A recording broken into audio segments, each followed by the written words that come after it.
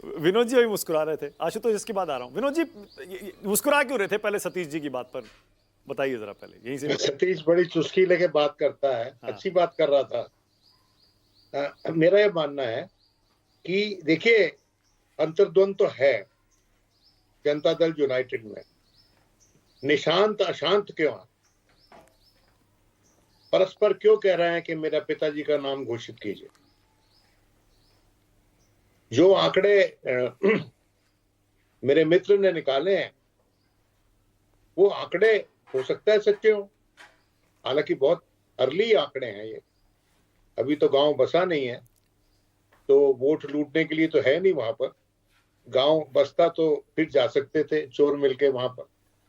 मेरा ये मानना है कि निशांत बार बार जो कह रहे हैं कि मेरा पिताजी का नाम घोषित कीजिए, उसका एक पॉलिटिकल ऑब्जेक्टिव है जी।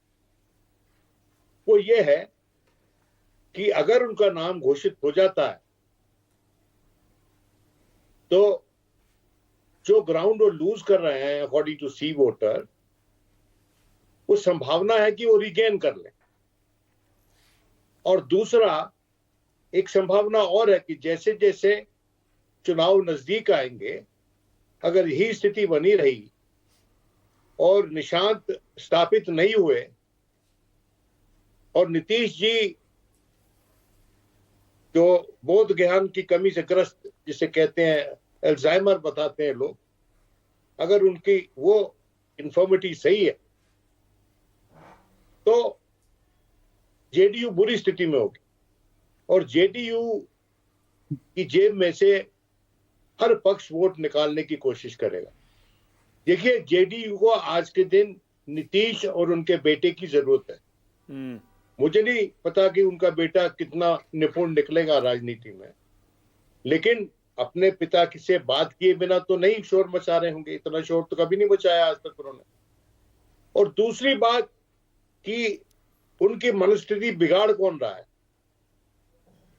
बीजेपी बिगाड़ रही है। बार बार ये प्रत्यक्ष रूप से बात नहीं कर रही है कि हम उनके नेतृत्व में लड़ेंगे चुनाव, लेकिन उनको मुख्यमंत्री बनाएंगे या नहीं बनाएंगे वो बात अलग है। तो एक एक्सपीरियंस देखा है इस देश ने, महाराष्ट्र वाला, और ये एक और प्रांत है जहां पर हमेशा बीजेपी को बैसाखी की जरूरत रही है। और बीजेपी की अब सबसे पहली प्राथमिकता यह है कि बैसाखियां जहां जहां उसको जरूरत है वो त्याग दें। अभी वो सीधी दौड़ दौड़ना चाहती है, वो स्टीपल चेज नहीं दौड़ना चाहती। और देखते हैं होता क्या है। लेकिन जो प्रशांत किशोर वाला मामला है, तो उस पर मैं थोड़ा शिशुपंज में हूं, क्योंकि प्रशांत किशोर जी जिस जात से आते हैं, उस जात का मुख्यमंत्री तो शायद ललित नारायण मिश्रा या उसके बाद कोई बना नहीं मेरे ख्याल। वही और सरी दुबे अगर वो पहली चॉइस भी है एज चीफ मिनिस्टर, तो मतलब वो तो बैट्समैन बिना, वो कैप्टन बिना टीम वाला कैप्टन है। उनको कौन चुनेगा, कौन मुख्यमंत्री बनाएगा? तो किसकी तरफ से आपने जो कहा वोट काट रहे हैं या नहीं काट रहे हैं, देखिए प्रशांत किशोर बड़े एम्बिशियस आदमी हैं, बहुत स्मार्ट आदमी हैं और जमीन जानते हैं बिहार की। और उन्होंने मार्च की है काफी लंबी, जिस तरह राहुल गांधी ने लंबी यात्रा की थी, वो भी वहां पर एड़ियां रगड़ रहे हैं बिहार में। तो हो सकता है उनको उसका कुछ फायदा हो जाए, लेकिन उनका फायदा जो है वो किसका नुकसान है? वो बीजेपी का नुकसान है, अगर फॉरवर्ड कास्ट का वोट लेंगे। और मुझे नहीं लगता कि नीतीश के जिंदा रहते, जिनके साथ उनके संबंध बहुत कलिष्ठ हो गए, बड़े खराब हो गए थे, एक समय में तो दोनों इकट्ठे डबल्स खेलते थे, अब एक दूसरे के विरोध में खेल रहे हैं। और तेजस्वी के चलते उनकी कोई संभावना है।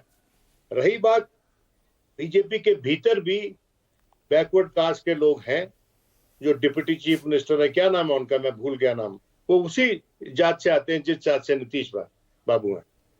तो बात यह है कि वो जो कास्ट का समागम है, वो कास्ट किस तरह बैठेगा ये तो नजदीक आ जाएंगे इलेक्शन जब भी पता चलेगा। लेकिन अभी के दिन जो नीतीश का जो कॉनेंड्रम है, जिसको अंग्रेजी में कहते हैं पहेली, वो पहेली सुलझानी होगी, और अगर नहीं सुलझाएंगे तो उसका नुकसान एनडीए को होगा। ओके। क्योंकि प्रचार उनकी तरफ से क्या होगा कि इन्होंने वही किया हमारे साथ जो इन्होंने महाराष्ट्र में और दूसरे अलाइज के साथ किया। तो बड़ी मछली छोटी मछली को खाती है, ये सिंड्रोम जो है ये कभी कभी बड़ा सेल्फ डिफीटिंग हो जाता है और हार का कारण बन जाता है। ठीक है, ओके, ऑलराइट।